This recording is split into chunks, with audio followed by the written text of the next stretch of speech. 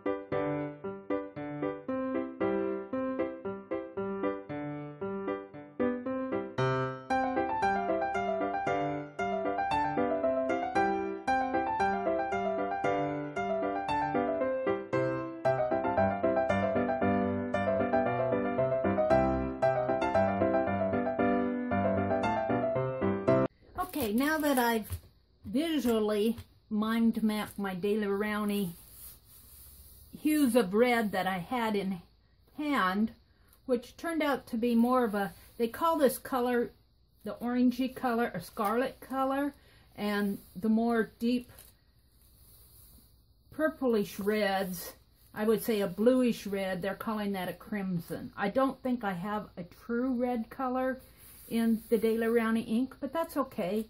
This is just using what I have and applying it to the page to see what the ink can do and what my tools can do, as much as to see what the colors do.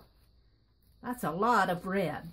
Now on this side, I have all these items, and I'm going to collage. I'm going to make a collage over here, and I'm going to start with red paint.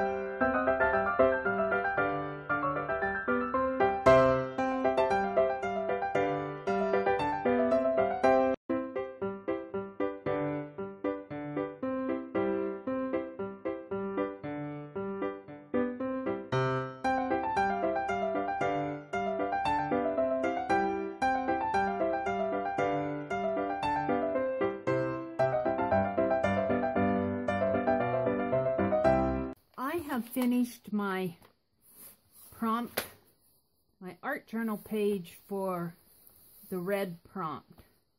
And here it is. On this side, I was just exploring the red FW inks. I did end up doing some stamping here. I stamped this with archival ink, but everything else on here is the FW red. I call this a visual mind map. There are no words on this page.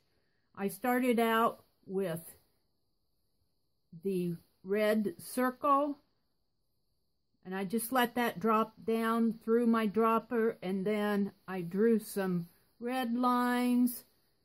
This was more of a scarlet red, which tends to be orange, so that when I spritz it with water, you could really see the oranges come out of it. I was experimenting with both the brush and the dip pen, doing some cross-hatching, doing some dry brush painting, doing some sponging, just different techniques on here, but also exploring the inks themselves and the color red. Over here, I do not call this a visual mind map. This is more of a collage of items in my personal everyday life that is red. Now there's a lot more, but these are the things that were at hand that I could gather up in the space of an hour. This is a dark mahogany red poker chip.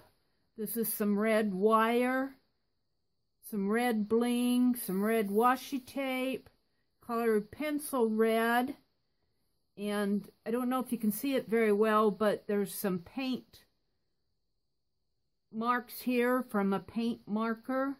It's more of an enamel red. I've got some on this red rubber book band right here, a red tape measure, some more red rose washi tape, some scrapbook paper underneath here. There's some red lace, some red, probably got kind of hidden up in here. There's some red Christmas wrapping paper. There's some red fabric, some red buttons, and some red trim. I decided that I was going to make a list of things that are red, and I was going to stop at 50. I'm on 67 now. A red wagon, a red schoolhouse, a red dress, a red hat, a red face, nose, hair, ears, a red dog, red bird, a cardinal, a red carpet, red tape, red ribbons, red roosters, and red robin. So I'm sure there's a lot more that I'm missing, but these are the 67 items that I thought of just this afternoon. Then I went over to my mind mapping. This is my mind map template. And the first thing I did was define it. Red is a color at the end of the visual spectrum of light. I got that from the definition. It has a wavelength of 625 to 740 nanometers, which I think is an atomic measure. I don't know too much about that. I just kind of accept it.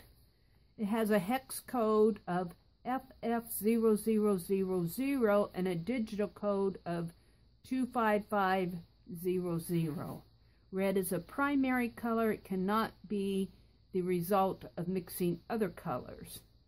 The science of color is chromatics or colorimetry. But I'd written up here, my topic is, why is red red? Why do we see red? And then as I was researching it, you can just read article and article and article, and item and item and item on the internet about color and why we see the color red and why we see the color blue. And there's so much to learn about it. I just have barely gotten anything down on my page, and I feel like I've filled up my page.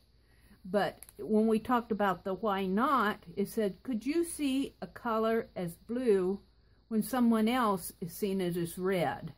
And that was actually an article in on the livescience.com site. So I found that very interesting. And how do we see color? Why do we see red as red? And it talks about the physical makeup of our eyes, and they call them cone cells in our eyes that are affected by electromagnetic radiation, and it picks up the spectrum of light. But also the objects around us, their physical makeup affects how that light is reflected from them. It's very interesting, and I'm sure I'm not explaining it like a scientist would, but that's just a general paraphrase of the how and why is red red. Why do we see red? So this was a fun page. It was really a fun exercise to do. This is my prompt for week 1 of February. Thank you for watching, and I will see you on the next page.